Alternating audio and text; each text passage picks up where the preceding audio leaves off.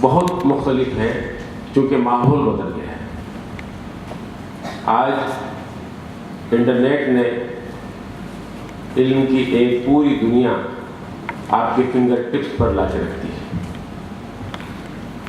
یہ آپ کو بتانے کی ضرورت تو نہیں ہے کہ علم کے لیے جتنی احتیاط درکار ہے وہ کسی اور چیز کے لیے نہیں ہے۔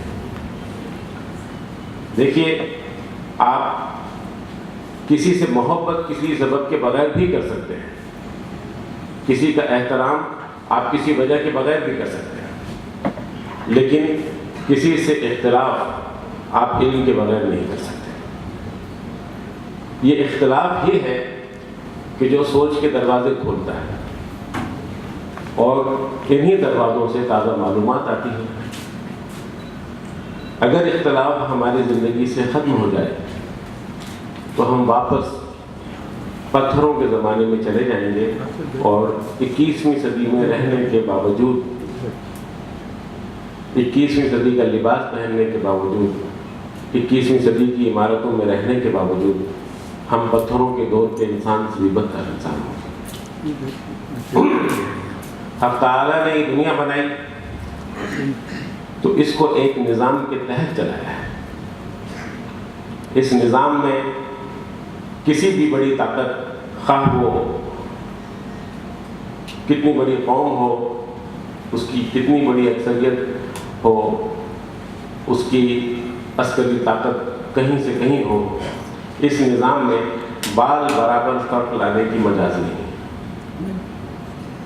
یہ سارا نظام قدرت نے اپنے ہاتھ میں رکھا ہے، اور جیسا کہ علامہ اقبال نے کہا کہ کھول آنکھ زمین دیکھ، فلک دیکھ، فضا دیکھ، مشرق سے ابھرتے ہوئے سورج کو ذرا دیکھ۔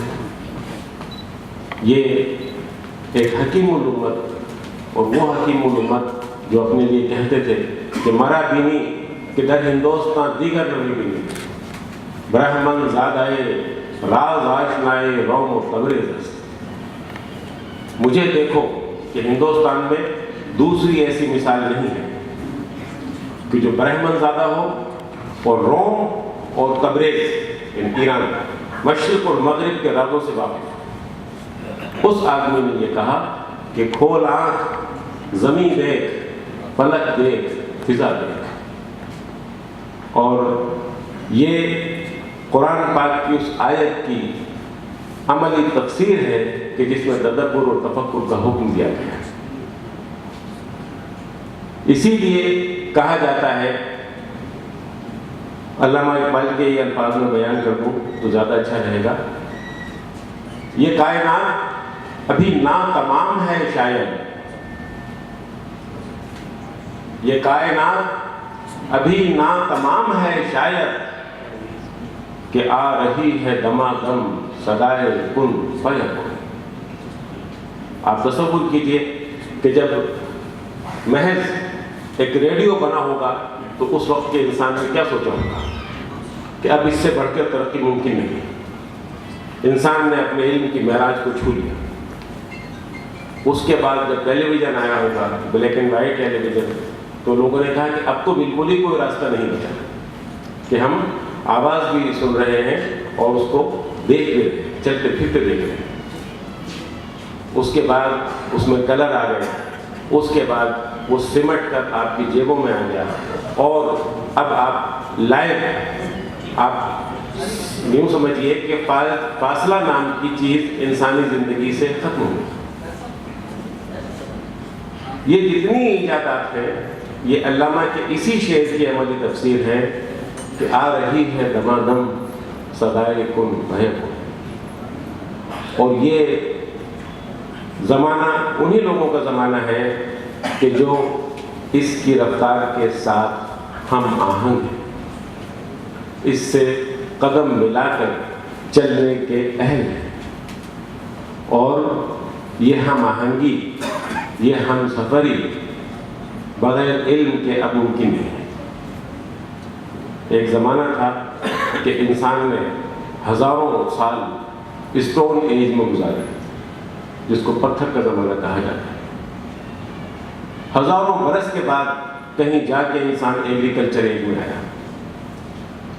اس کے بھی ہزاروں سال کے بعد پھر میٹل ایج میں آیا.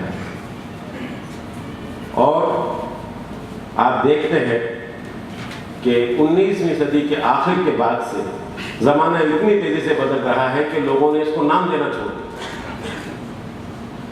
اگر میں آپ سے ہی پوچھوں کہ میٹل ایج کے بعد کون سی ایج آتی ہے تو کوئی کچھ جواب دے گا, کوئی کچھ جواب دے گا. یہ ہے زندگی کی رنگا رنگی کہ جو سمٹ کر علوم کی صورت میں سب کے دروازوں پر ہے. اس دروازے پر جو دستک ہو رہی ہے, جو قومیں اس دستک کو سمجھ لیں گی وہی آئندہ زندہ رہیں گی. باقی قوموں کی حالت وہی ہوگی کہ جو ایک مزدور بستی کی ہوگی.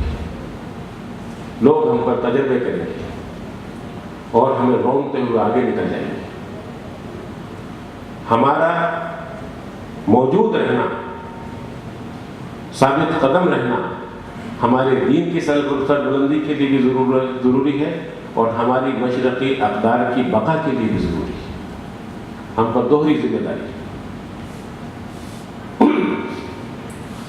حافظ شیرازی نے کہا تھا, ہرگز نہ میرا دام کہ دلش زندہ شد عشق, سردست بر جرید عالم دوا میں.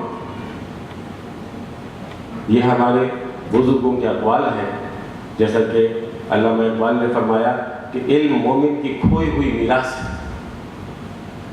اپنی میراث جتنی جلدی آپ اپنے قبضے میں لے لیں گے, آپ سے میری مراد یہ ہے میں بھی اس میں شامل ہوں, لیکن ایک ریٹائرڈ آدمی اپنی عمر کا ایک بڑا حصہ گزار چکا ہوتا ہے.